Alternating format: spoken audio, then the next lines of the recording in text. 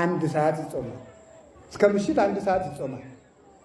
በዚህ ሳምንት አይዘፈንም፣ ባል ከሚስት ጋር አይተኛም፣ አረባውም አይደረግም። እንኳን ይቺ ሳምንት ብቻ ማለት ነው። በሕማማት ደስ ያለው ሰው የአይሁድ ዘመድ ነው። ክርስቶስን ሰቅለው ደስ ብሏቸዋልና የአይሁድ ዘመድ። በሕማማት ደስ ያለው ሰው የትንሣኤ ዕለት ያልቅስ፣ የአይሁድ ወገን ስለሆነ። በዚህ ሰሞን መስገን ነው። አንድ መልእክት በዚህ ሳረሳው ላስተላልፍ። በሕማማት ሳምንት በዓል ቢመጣ ይሰገዳል። እሺ፣ ሚካኤል ቢሆን እመቤታችን ብትሆን ባለ እግዚአብሔር ቢሆን ይሰገዳል። በዓሉን እየሻር ነው ሳይሆን በዚህ ሳምንት የሚመጣ በዓል የሚከበረው በስግደት ነው። እየሰማችሁኝ ነው? የዚህ ሳምንት በዓል የሚከበር በምንድን ነው? በስግደት ነው የሚከበረው። በስግደት እያከበር ነው እንጂ እየሻር ነው አይደለም። ስቅለት አብይ በዓል ነው። ስቅለት አብይ በዓል ነው። የስቅለት ዕለት እንሰግዳለን። ከስቅለት የሚበልጥ በዓል የለም። ስለዚህ የስቅለት ዕለት እንሰግዳለን። እመቤታችን ናት፣ ባለ እግዚአብሔር ነው። ሚካኤል ባለቤቱ በተሰቀለበት ቀን እዚያ የበለጠ በዓል የለም፣ እንሰግዳለን። ስለዚህ ይሰገዳል ነው። እንዳትከፋፈሉ ቤተ ክርስቲያን ላይ የትም ቦታ ሄዳችሁ ከዚህ በኋላ መጻሕፍት ያሉት በጉባኤ ቤት የሚተረጎሙ ይኸው ነው። እንግዲህ ምንም በዓል ቢመጣ በሕማማት ብቻ ነው እንጂ በሌላ ጊዜ በበዓል አይሰገድም። ሰማችሁ? ስለዚህ አሁን ይኸው ሁሉ የምንሰቃየው ለምንድን ነው? ለምንድን ነው ያህል? አንድ ጥያቄ ልጠይቃችሁ። ቆይ ጅብ ታውቃላችሁ?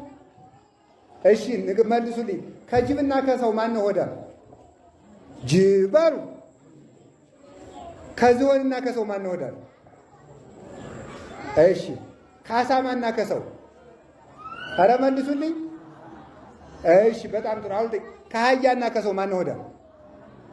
ከፈረስና ከሰው በሉ እንጂ። ከግመልና ከሰው ግመል። አሁን ደግሞ አንድ ጥያቄ ልጠይቃችሁ። ከሰውና ከአህያ ማን ነው ጌታ? ሰው በሉ ደግሞ። ከጅብና ከሰው? አቤት። ከአሳማና ከሰው? ከዝሆንና ከሰው? በጣም ጥሩ። አሁን ጌታ ነው ብዙ መብላት ያለበት? አገልጋይ ነው ብዙ መብላት ያለበት? ንገሩኝ እንጂ። ጌታ ነው አገልጋይ ነው ብዙ የሚበላ? አዲያው የአራዊት ጌታ እኛ ከሆን እኮ እነሱ እንዴት በመብል ይበልጡናል? ይህንን ቅዱስ እንጦንስ ነው የተረጎመው።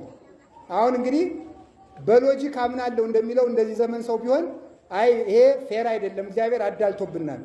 ምክንያቱም እኛ የጅብ ጌታ ከሆን እንዴት ጅብ ከኛ የበለጥ ይበላል ብሎ ይህንን መብት ብሎ ሊሟገትበት ይችላል። ሰው ሲጀል ጅልነት ሁሉ እውቀት ይሆናል። ምን ማለት ይመስላችኋል? ጅብ ለሰው ይገዛል።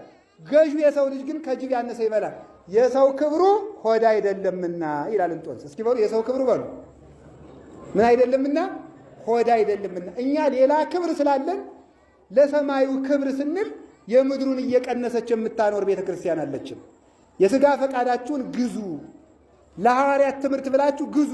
ሐዋርያት ከላይ ሲያነጥፉ እናንተ ከታች አንጥፉ ማለት ሐዋርያት ሲያስተምሯችሁ እናንተ የሥጋ ፈቃዳችሁን ቀንሱ ብሏል። ሥጋችንን ገዝተን ለመዳን ያብቃን። እዚያ ደግሞ ምን አነጠፉለት? የመጨረሻ አንቀጻችን ነው። ዛፍ ምን ናቸው? ዘንባባ። ይሄ ዘንባባ ነው። ይሄ ጫፉ ላይ ይዋጋል አይደል እንዴ? ጫፉ ላይ ይዋጋል። ምንድን ነው? አሸናፊ እግዚአብሔር ነህ ማለት ነው። እስኪ በሉ አሸናፊ እግዚአብሔር። በሰሙነ ሕማማት የግዝት በዓላት ይሰገድባቸዋል የሚል ጥያቄ ደርሶኛል። ለዚህ መልስ ለመስጠትና ማብራሪያ ለማድረግ ነው የመጣሁት። እንግዲህ ምንድን ነው የተባለው? በሰሙነ ሕማማት የግዝት በዓላት ሲውሉ ይሰገድባቸዋል የሚል ጥያቄ ነው የመጣልኝ ማለት ነው። በሰሙነ ሕማማት ሊውሉ የሚችሉት እንግዲህ የቅዱስ ሚካኤል በዓል፣ የእመቤታችን የቅድስት ድንግል ማርያም በዓልና የቅዱስ ምንድነው የጌታችን የኢየሱስ ክርስቶስ በዓለ ልደት ወይም ደግሞ በዓለ እግዚእ ነው የሚውሉት ማለት ነው። እሑድና ቅዳሜ ያው እዛው ላይ ናቸው ማለት ነው። እንግዲህ የግዝት በዓላት የሚባሉትን በመጀመሪያ ብዙ ሰዎች አንዳንዶቹ 7 ያደርጓቸዋል፣ አንዳንዶቹ 12 ያደርጓቸዋል፣ አንዳንዶቹ 3 ናቸው ይላሉ። የግዝት በዓላት ቁጥራቸው 5 ብቻ ነው።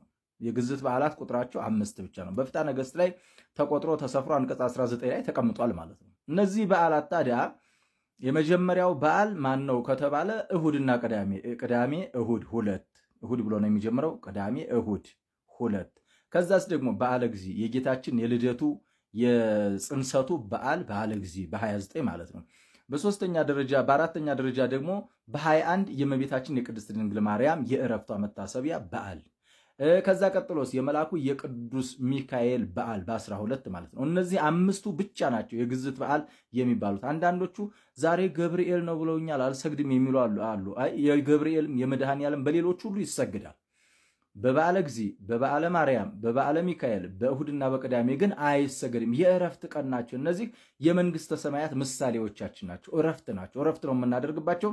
ነገር ግን ስናከብራቸው የታመመ እንጠይቅባቸዋለን፣ የታረዘም እናለብስባቸዋለን፣ እንግዳ የሆነ እንቀበልባቸዋለን፣ የታመመን ደግሞ እናሳክምባቸዋለን፣ ወይም ጸበል ቦታ ወስደን እንዲታከም እናደርጋለን። ጸበል ተጠምቆ እንዲድን እናደርግባቸዋለን ማለት ነው እና በዚህ በሰሙነ ሕማማት ሲውሉስ ይሰገድባቸዋል ከተባለ አይሰገድባቸውም።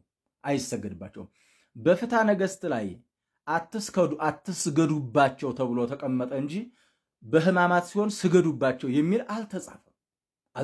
በሕማማት ሲሆን ስገዱባቸው የሚል አልተጻፈም። አንዳንድ ሰዎች ምን ይላሉ? የሕማማት በዓላት በቃ ሕማማቱ ከፍተኛ ስለሆነ እንዴ እንደዛ ብሎ ነገር አለ እንዴ? በኩረ በዓላት የበዓላት ሁሉ ቁንጮ የሚባለው በዓለ ጊዜ ነው፣ 29 ነው። እዚህ ላይ ከዋለ አይሰገድም ነው። ለምሳሌ ዛሬ አሁን ያለሁት እኔ 10 ሰዓት አካባቢ ነው። አሁን እንግዲህ ሰዓቱ ሕማማት ነው። ለምንድን ነው የማንሰግደው? እሁድ ስለሆነ ነው የማንሰግደው። አንሰግድም። ዛሬ ሰንበት ነው፣ አንሰግድም ማለት ነው። እሺ ዓርብ ከ11 ሰዓት በኋላ አይሰገድም። ለምን? ቅዳሜ ሰንበት ስለገባ አይሰገድም። ቅዳሜ ራሱ ግብረ ሕማማት አለ። ለምን አይሰገድም? አይሰገድም። ለምን? ሰንበት ስለሆነ። እዚህ ላይ ሚካኤል ከዋለ፣ እመቤታችን ከዋለች፣ ባለጊዜ ከዋለ አይሰገድም። አትስገዱባቸው የሚል ጽሑፍ በፍትሐ ነገሥት አንቀጽ 15 ላይ በፍትሐ ነገሥት አንቀጽ 19 ላይ አክብሯቸው፣ አትስገዱባቸው፣ ስራ አትስሩባቸው የሚል ተጽፏል። ነገር ግን ሕማማት ሲሆን ስገዱባቸው የሚል የመጽሐፍ ክፍል ግን የተደነገገ ነገር የለም።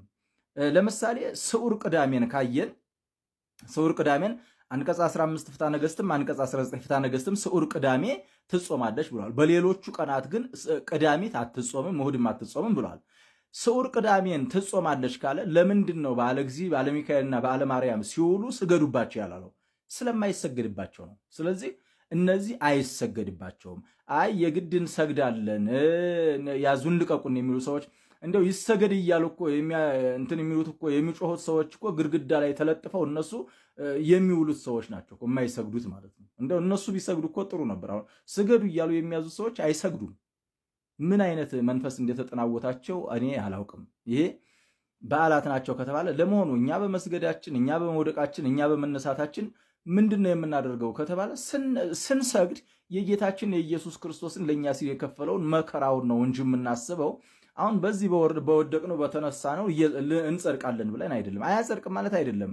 የምንደክመው ድካም፣ የምንጾመው ጾም፣ የምንሰግደው ስግደት፣ የምንሰጠው ምጽዋት ሁሉ ለጽድቅ ነው። ነገር ግን በእግዚአብሔር ቸርነት ነው የምንድነው።